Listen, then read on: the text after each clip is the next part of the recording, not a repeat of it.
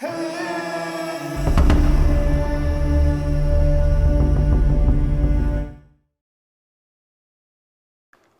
from the activities of plate tectonics and volcanoes, the Great Rift Valley is shaped by another great force: water.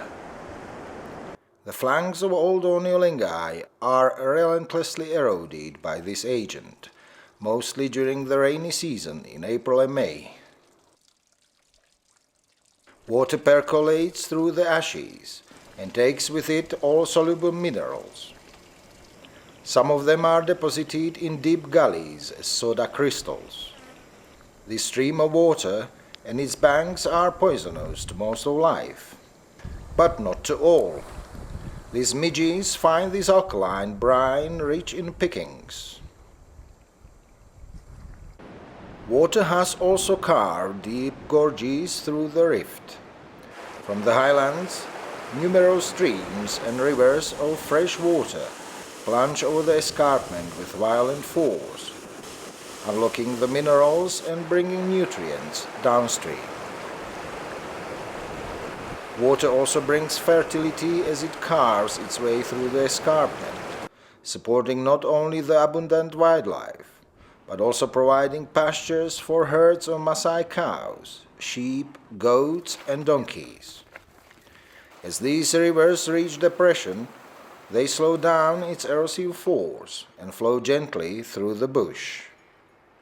In their quest for lower gravity, they seek the sea.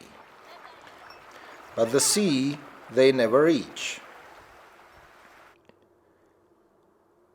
Imprisoned between the walls of the escarpment, they seek a depression with the lowest altitude and form lakes. Most of the rift lakes of Tanzania and Kenya are corrosive sumps of water and soda. Here, at Natron, the lake is supplied by alkaline springs below its surface and by stream flowing over soda-rich volcanic slopes. This lake is the extreme, as the alkali concentration is the highest in the world, and most of the lake waters are too poisonous even for algae to exist. The lake is stained red from the inedible bacteria with a rotten stench hanging above. Very little grows along the lake's sandy, sterile shore, but there are, now and then, fresh pockets of water deposited by the rivers and streams, supporting one variety of fish that feeds on algae. In return, the fish are being harvested by storks, kingfishers, geese, and ducks.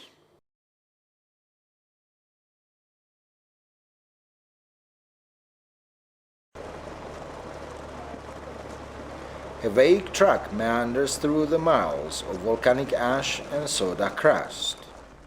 This moonscape is inhospitable, rugged, and raw. In the soda desert, somewhere lie hot springs. But where? It's a far cry from Yellowstone, but nevertheless the water is very hot. Actually, too hot to submerge limbs for longer than 3 seconds. It's about 50 degrees centigrade hot. In this brinier water than the sea, a group of tiny fish, Tilapia grahami, founds its niche. The fish is, too, being harvested by birds. It lives only in the soda lakes of the rift.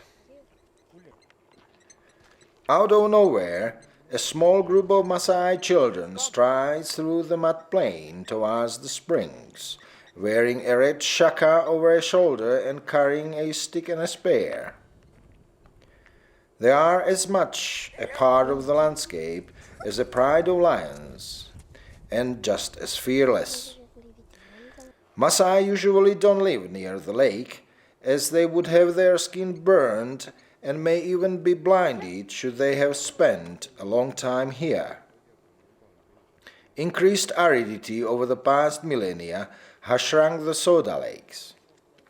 By evaporation, the waters turned into a corrosive alkaline brine, inhospitable to most life. Free from competition, bacteria and algae thrive. But there's one bird that can harvest them, a lesser flamingo, and there are millions of them. With their sieve-like bills, they strain the water for algae, as the brine is lethal to the birds. As one great writer wrote, lesser flamingos are rather remote beings, inhabiting a world only they can inhabit with enjoyment. For them, this is paradise, the safest place for nesting and raising the chicks.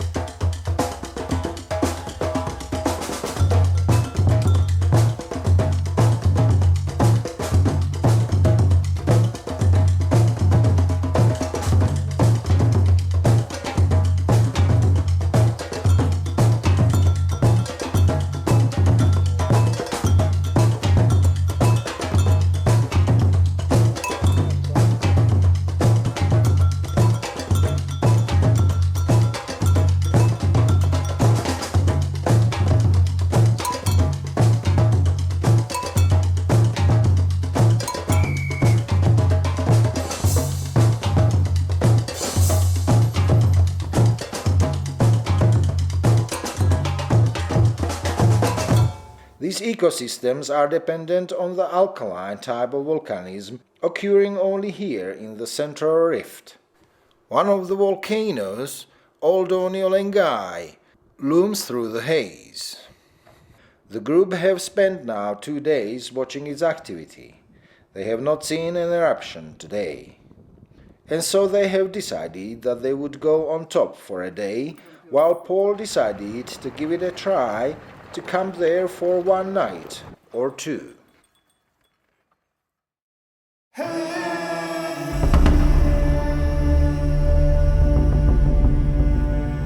Thank you for watching.